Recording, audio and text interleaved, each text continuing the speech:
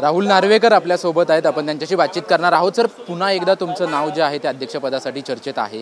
गेल्या 2.5 वर्षाच्या कालावधीमध्ये चांगल्या प्रकारे काम पाहिल्यानंतर पुन्हा एकदा नाव चर्चेत आहे, काय प्रतिक्रिया? नाही, माझ्याकडे अशी कोणतीही बातमी नाही आहे, पण मी आपल्याला एवढं सांगू शकतो की राहुल नार्वेकर ही जी जबाबदारी पक्ष देईल ती जबाबदारी योग्यरित्या पार करण्याची प्रयत्न पूर्ण करणार।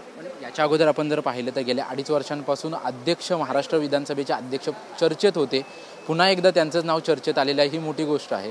कारण मी आपल्याला एवढंच सांगू शकतो की माझी काम करायची क्षमता ही विभिन्न क्षेत्रात आहे, त्यामुळे आपण जे म्हणत आहात की एकाच क्षेत्रात काम करू शकतात तसं नाही। या कुठच्याही क्षेत्रात जी जबाबदारी माझा पक्ष मला देईल त्या क्षेत्रात मी योग्यरित्या काम करीन। महाविकास आघाडी असताना कमी बहुमत होतं, परंतु आता 200च्या पार म्हणजे 230च्या पार बहुमत आलेलं आहे।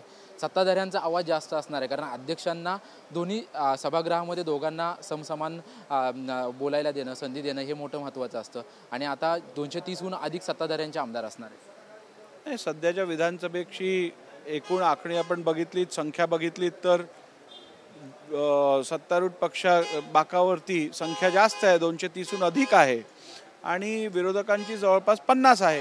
त्यामुळे स्वाभाविक आहे की आपल्याला संख्याबळ त्यांच्या सत्तारूढ पक्षाकडे जास्त असल्यामुळे तसा भास होणं स्वाभाविक आहे। विरोधकांनी आज शपथविधीवरती बायकॉट केलं, त्यांनी शपथ नाही घेतली, त्यांनी UAMचा मुद्दा आणि मार्केटवाढीचा मुद्दा पुढे आणून एक म्हटलेत की आम्ही शपथ नाही घेत, आम्ही उद्या शपथ घेणार आहोत, आज त्यांनी बायकॉट केलं। दुर्दैवी आहे, मला वाटतं महाराष्ट्र विधानसभेच्या इतिहासातला ही पहिली वेळ असेल जेव्हा शपथविधीच्या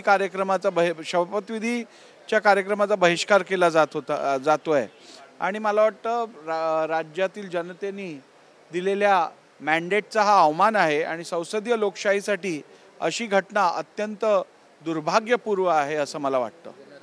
केल्याबद्दल आपण पाहतोय की पुन्हा एकदा अध्यक्ष म्हणून राहुल नार्वेकर यांचं नाव चर्चेत आलेलं आहे।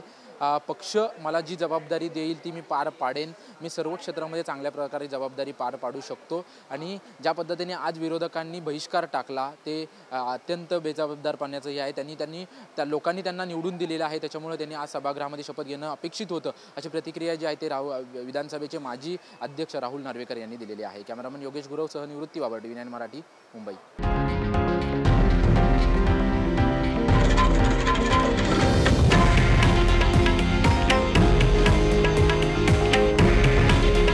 हे आहे देशातील नंबर 1 न्यूज नेटवर्क आणि आपण पाहत आहात TV9 मराठी। काळजी तुमची, हित महाराष्ट्राचं।